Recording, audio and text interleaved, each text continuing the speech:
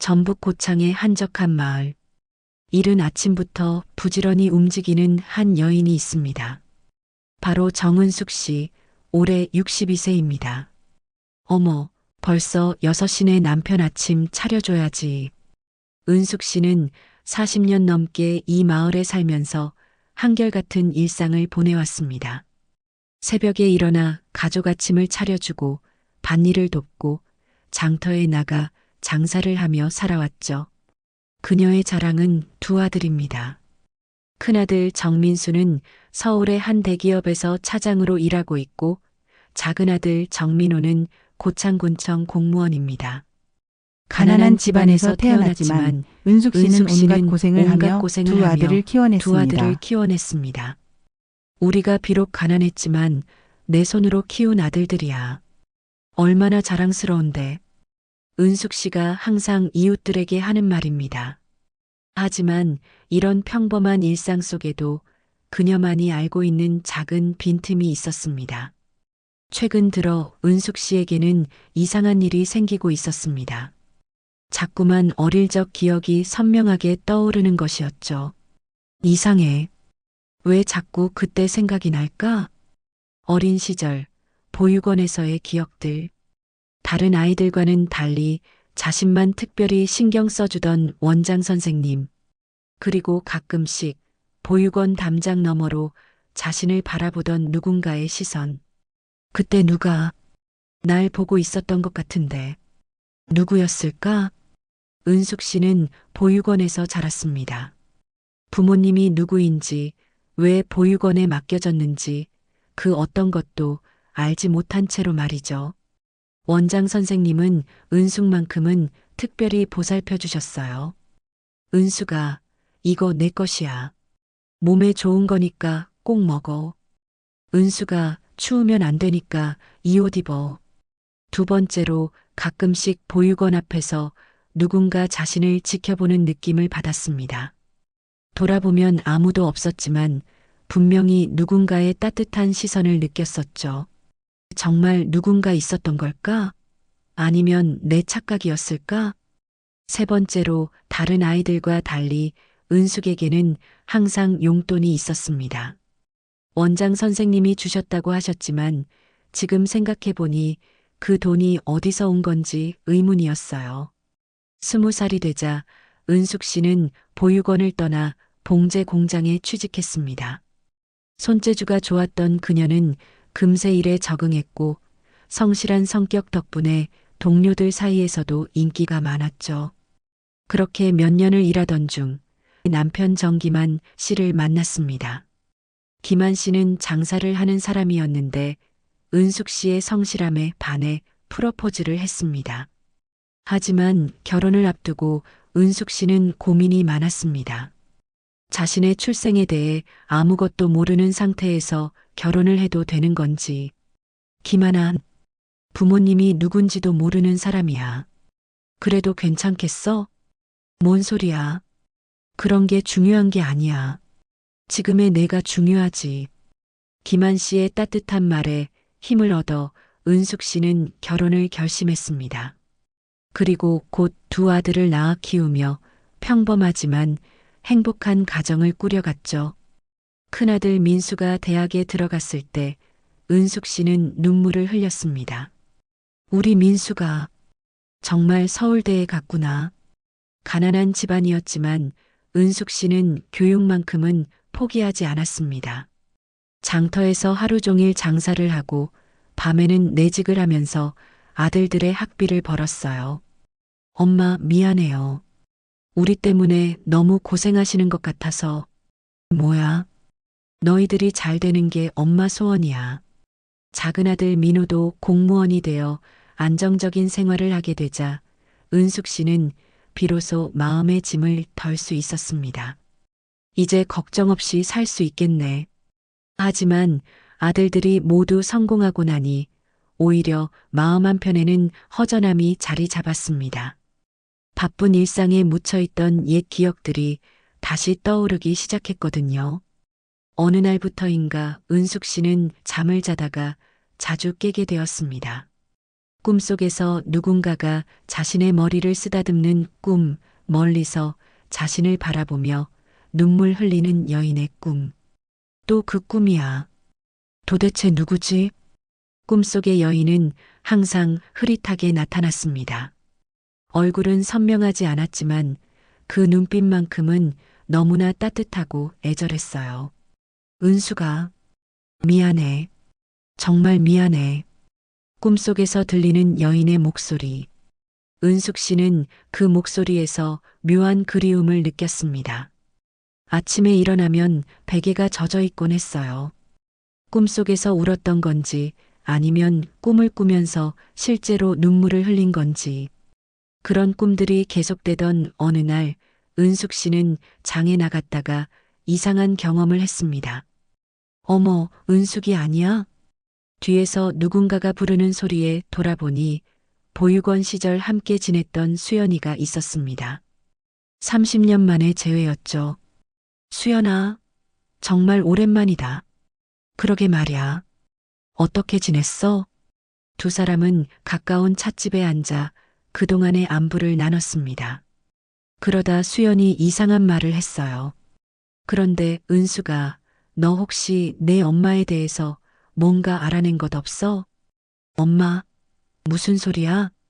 아니, 그때 우리 보육원에서 너만 특별했잖아. 원장 선생님이 너한테만 특별히 신경 쓰시고 가끔 누군가 너를 보러 오기도 하고 누군가 나를 보러 왔다고? 응, 나만 봤는지 모르겠는데 가끔 담장 너머로 너를 보고 가는 아줌마가 있었어. 울면서 말야. 은숙 씨의 가슴이 두근거렸습니다. 자신의 기억이 착각이 아니었던 거죠. 그 사람, 어떻게 생겼는지 기억나? 오래됐으니까 정확히는 기억 안 나는데 키가 좀 작고 항상 검은 옷을 입고 있었던 것 같아. 그리고 너랑 눈이 비슷했어. 만남 이후 은숙 씨는 더욱 자주 과거를 떠올리게 되었습니다. 혹시 정말로 자신을 찾고 있는 사람이 있는 건 아닐까?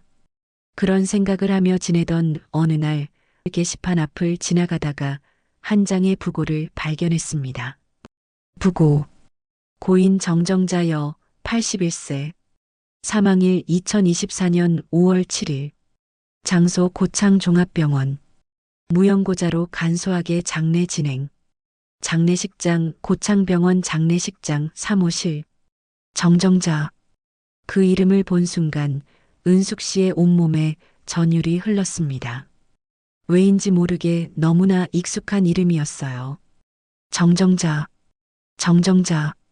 어디서 들었지? 아무리 생각해도 기억나지 않았지만 분명히 어디선가 들은 이름이었습니다. 그리고 성이 자신과 같은 정씨라는 점도 묘했고요. 무연고자라고 했으니까 가족이 없는 분인가 보네. 은숙 씨는 왜인지 모르게 그 부고에서 눈을 떼지 못했습니다. 마치 무언가가 자신을 끌어당기는 것 같았어요. 그날 밤 은숙 씨는 잠을 이룰 수 없었습니다. 자꾸만 그 이름이 머릿속을 맴돌았거든요. 정정자. 도대체 누구야? 새벽까지 뒤척이다가 은숙 씨는 결심을 내렸습니다. 가봐야겠어. 뭔지 모르겠지만 이상하게 마음이 끌려. 다음 날 아침 은숙 씨는 남편에게 말했습니다. 여보, 오늘 장례식장에 좀 다녀올게. 장례식장? 누가 돌아가셨는데? 모르는 분인데. 무연고자래. 그냥 마음이 안 좋아서. 김한 씨는 아내의 따뜻한 마음을 알고 있었기에 흔쾌히 보내주었습니다. 그래, 다녀와. 조심히 가고. 고창병원 장례식장으로 향하는 길, 은숙 씨의 마음은 점점 더 무거워졌습니다. 왜인지 모르게 불안하면서도 한편으로는 뭔가 중요한 일이 일어날 것 같은 예감이 들었어요. 고창병원 장례식장 사무실. 은숙 씨가 도착했을 때는 조문객이 몇 명 되지 않았습니다. 무연고자의 장례식이라 그런지 정말 한산했어요. 여기가 맞나? 작은 제단 앞에는 영정사진 한 장과 간소한 재물들이 놓여 있었습니다. 은숙 씨는 조심스럽게 제단으로 다가갔어요. 절을 올리기 위해 고개를 숙이려던 그 순간 무심코 영정사진을 올려다본 은숙 씨는 그 자리에서 얼어붙고 말았습니다. 사진 속의 여인, 그 얼굴, 그 눈빛. 이럴 수가. 은숙 씨의 머릿속에 어린 시절의 기억들이 파노라마처럼 스쳐 지나갔습니다. 꿈속에서 봤던 그 여인, 담장 너머에서 자신을 바라보던 그 눈빛, 그리고 보육원에서 느꼈던 따뜻한 시선. 모든 것이 이 사진 속 여인과 일치했습니다. 엄마. 은숙 씨의 입에서 저절로 나온 말이었습니다. 이성적으로는 말이 안 되는 일이었지만 마음 깊은 곳에서는 확신이 들었어요. 실례합니다만. 뒤에서 누군가가 은숙 씨를 불렀습니다. 돌아보니 고창군청 복직과 직원이었어요. 혹시 고인과 어떤 관계이신가요? 저는 은숙 씨는 어떻게 대답해야 할지 몰랐습니다. 확신은 서지만 증거는 없었거든요. 사실은 제가 정정자 할머니에 대해 좀 알고 싶어서 왔습니다. 혹시 고인에 대해 아시는 게 있나요? 복지사 김 과장은 한숨을 쉬며 말했습니다. 정정자 할머니는 참 안타까운 분이셨어요.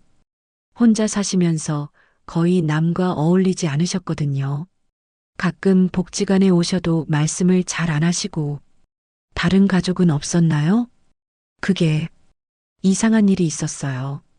할머니가 돌아가시기 며칠 전에 저한테 이런 말씀을 하셨거든요. 김 과장은 잠시 망설이다가 계속했습니다. 김 과장, 내가 죽으면 정은숙이라는 사람이 올 거야. 그때 내 유품을 전해줘라고 하시더라고요. 정은숙이요? 은숙 씨의 목소리가 떨렸습니다. 네. 그런데 설마 정말로 정은숙이라는 분이 오실 줄은 몰랐어요. 혹시 성함이 정은숙입니다. 김 과장의 눈이 커졌습니다. 그럼 이거 정말 신기한 일이네요. 할머니가 남기신 게 있어요. 김 과장은 작은 상자를 가져왔습니다. 오래된 과자 상자였는데 끈으로 단단히 묶여 있었어요. 할머니가 이걸 정은숙이라는 분께 꼭 전해달라고 하셨어요. 그리고 내 딸이라고 하셨습니다. 내 딸이라고요? 은숙 씨의 손이 떨렸습니다. 상자를 받아들고 끈을 푸는데 심장이 터질 것만 같았어요.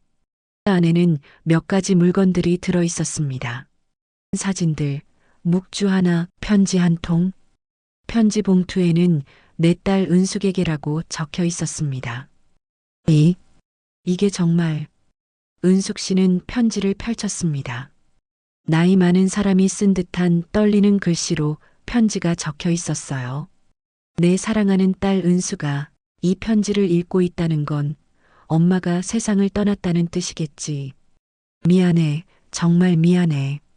평생 미안하다는 말만 하고 살았는데 결국 직접 전하지 못했구나. 너를 낳았을 때가 1963년 3월 15일이었어. 너무 예쁜 딸이었단다. 하지만 내 아빠는 술을 마시면 나를 때렸고 너까지 해칠까봐 두려웠어. 어느 날 밤 내 아빠가 또 술을 마시고 와서 나를 때리고 있었는데 내가 울음을 터뜨렸지. 그때 내 아빠가 아이까지 시끄럽다며 손을 들려고 하더라. 그 순간 엄마는 결심했어. 널 안전한 곳에 맡겨야겠다고. 다음 날 새벽 내가 잠든 사이에 널 고창 보육원에 맡겼단다. 원장 선생님께 사정을 말씀드리고 내가 돈을 대며 부탁했어. 절대 내 아빠가 찾아가지 못하도록, 그리고 널 잘 돌봐달라고. 원장 선생님은 좋은 분이셨어. 내 사정을 이해해 주시고 널 친딸처럼 돌봐주겠다고 약속해 주셨지. 하지만 엄마는 너를 잊을 수가 없었어. 매일 보육원 앞을 지나다니며 너를 봤단다. 담장 너머로 뛰어노는 내 모습을, 친구들과 웃는 모습을. 내가 20살이 되어 보육원을 떠났을 때도 엄마는 멀리서 지켜봤어. 내가 결혼하고 아이를 낳고 행복하게 사는 모습을. 정말 자랑스러웠단다. 내가 키우지 못한 딸이 그렇게 훌륭하게 자라줘서. 엄마가 직접 나서지 못한 이유는 내 아빠가 계속 위협했기 때문이야. 내가 아이한테 접근하면 둘 다 죽여버린다고. 그 사람은 정말 그럴 수 있는 사람이었어. 그래서 엄마는 평생 멀리서만 너를 지켜볼 수밖에 없었단다. 하지만 후회는 안 해. 내가 행복하게 자란 것만으로도 엄마는 만족해. 사진을 몇 장 넣어놨어. 내가 어렸을 때 몰래 찍은 사진들이야. 그리고 엄마 젊었을 때 사진도. 은수가 엄마를 원망하지 마. 엄마도 어쩔 수 없었단다. 하지만 한순간도 널 잊은 적은 없어. 항상 사랑했고 지금도 사랑한다. 내가 이 편지를 읽을 때쯤이면 엄마는 이미 없겠지만 저 하늘에서 계속 너를 지켜보고 있을 거야. 행복하게 살아. 그게 엄마의 마지막 소원이야. 사랑한다, 내 딸. 엄마 정정자가. 편지를 다 읽고 난 은숙 씨는 그 자리에서 주저앉았습니다. 62년간 궁금했던 모든 것들이 한순간에 해결되었지만 동시에 너무 늦었다는 절망감이 밀려왔어요. 엄마, 엄마. 은숙 씨는 영정 사진을 바라보며 울었습니다. 사진 속 어머니의 눈빛이 어릴 때 꿈속에서 봤던 바로 그 눈빛이었어요. 미안해요. 몰랐어요. 엄마가 그렇게 지켜보고 계셨는지. 주변 사람들도 은숙 씨의 울음소리에 눈물을 흘렸습니다. 60년 넘게 떨어져 살았던 모녀의 만남.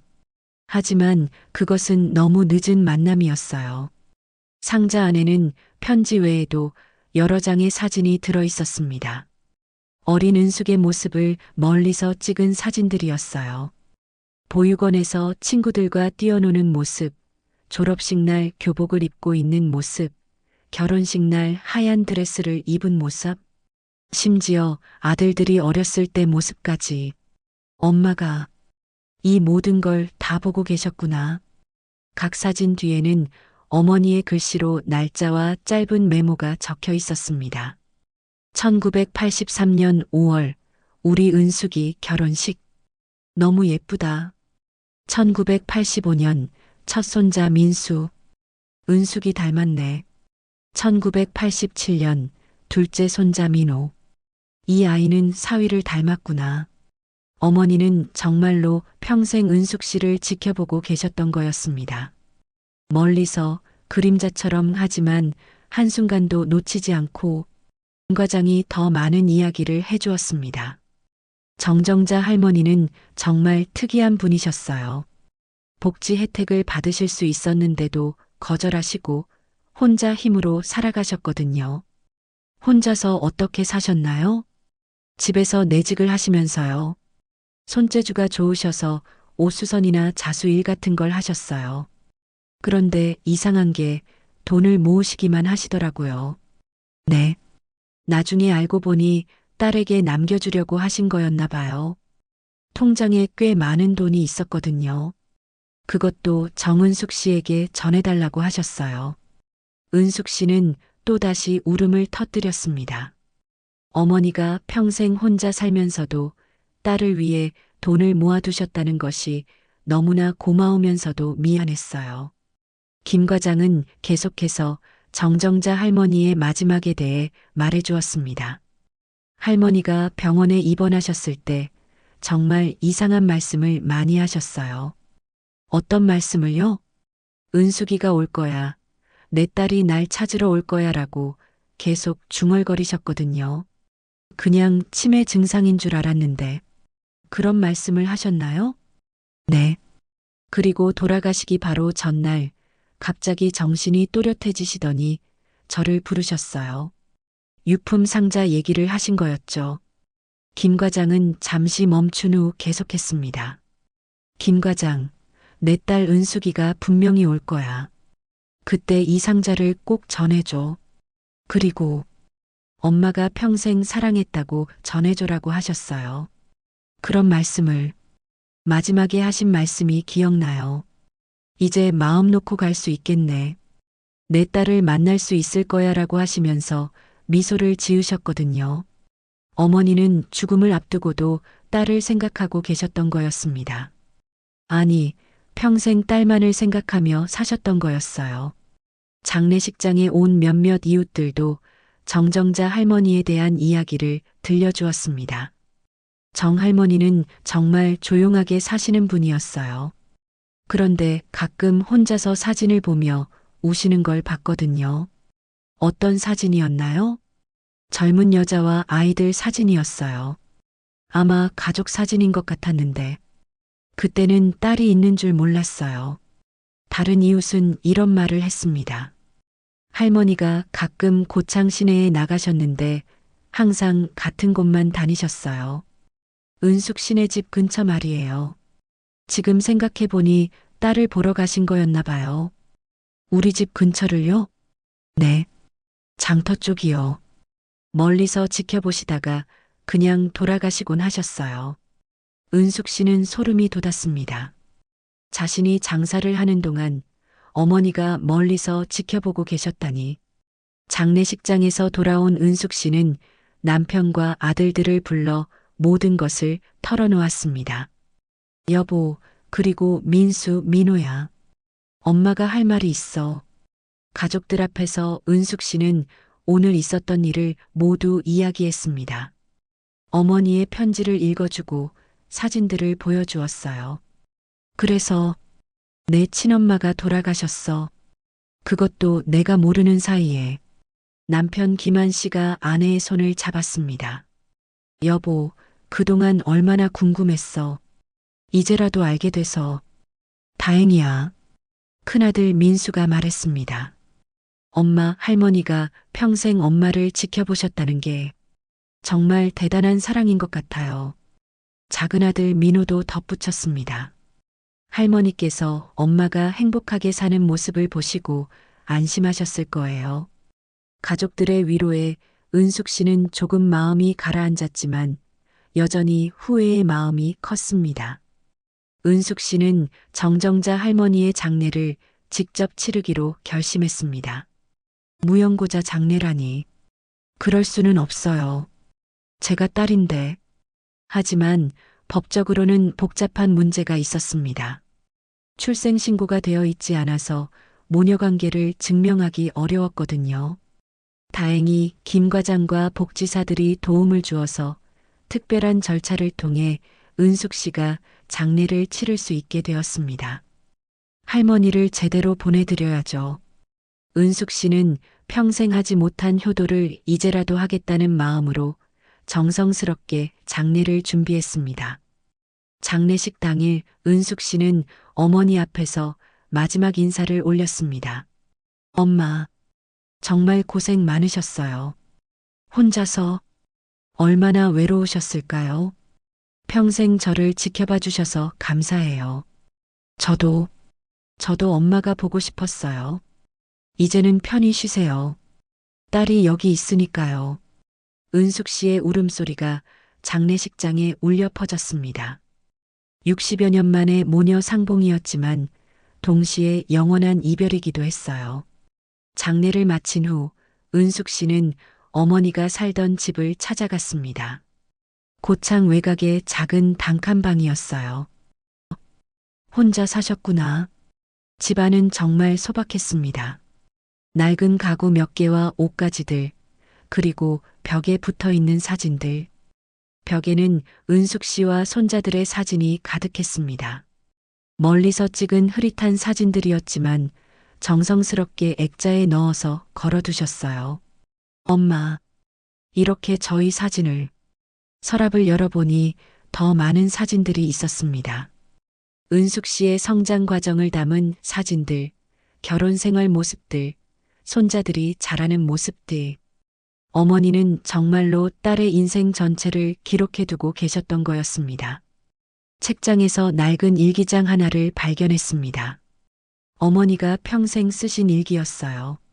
1963년 3월 15일. 오늘 은숙이를 보육원에 맡겼다. 가슴이 찢어질 것 같다. 하지만 이게 아이를 위한 길이라고 생각한다. 다시 데려오겠다. 9월 3일. 은숙이가 초등학교에 입학했다. 멀리서 봤는데 정말 예쁘게 자랐다. 내가 키우지 못한 게 너무 미안하다. 1983년 5월 20일. 은숙이가 결혼했다. 신랑이 좋은 사람인 것 같다. 행복했으면 좋겠다. 나는 이제 할머니가 되는 건가? 1995년 12월 25일.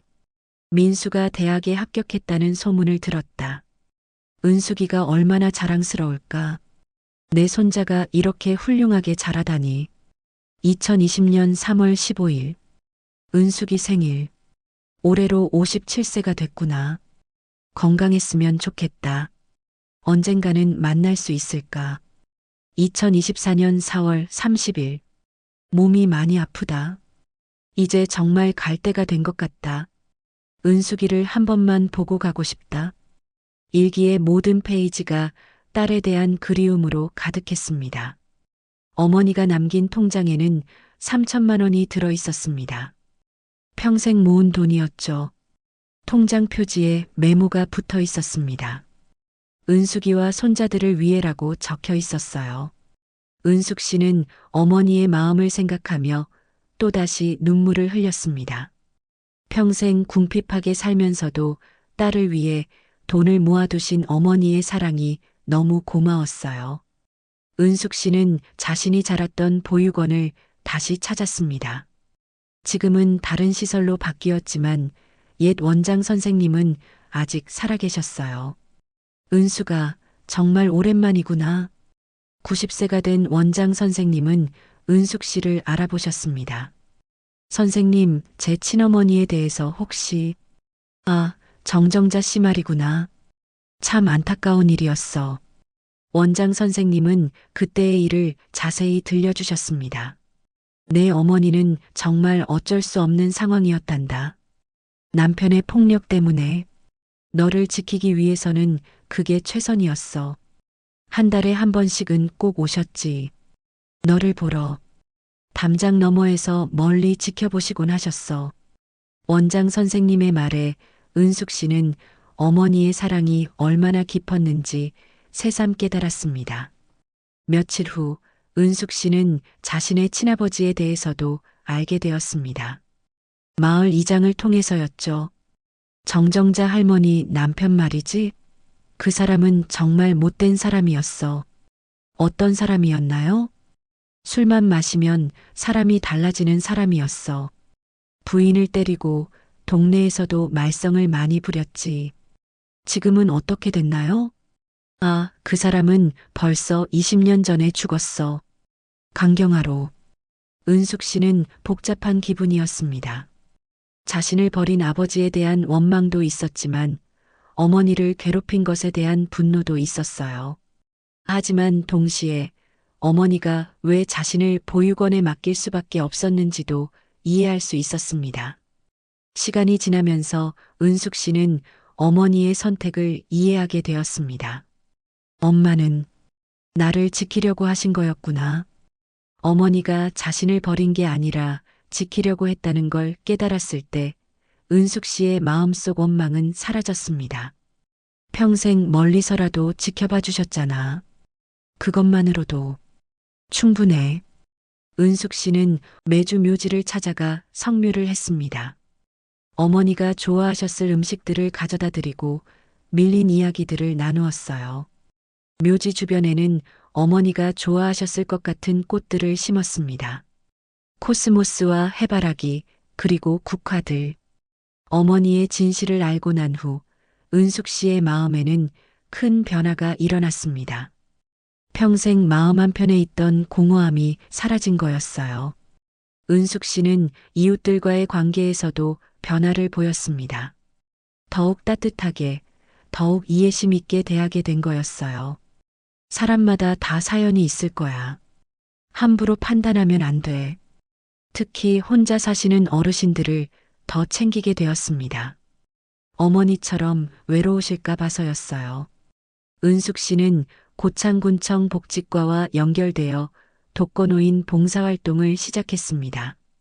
제가 어머니께 못한 일들을 다른 어르신들께 해드리고 싶어요. 일주일에 2번씩 독거노인들을 찾아뵙고 말벗이 되어드리고 집안일을 도와드렸습니다. 어머니를 알게 된 지 1년이 지났습니다. 은숙 씨의 삶은 완전히 바뀌었어요.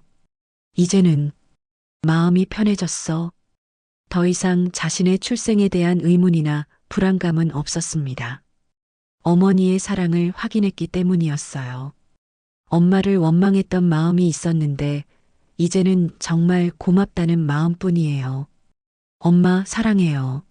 하늘에서 편히 쉬세요. 혹시 지금 이 순간 여러분 곁에 있는 가족들과 마음의 거리를 두고 계신가요?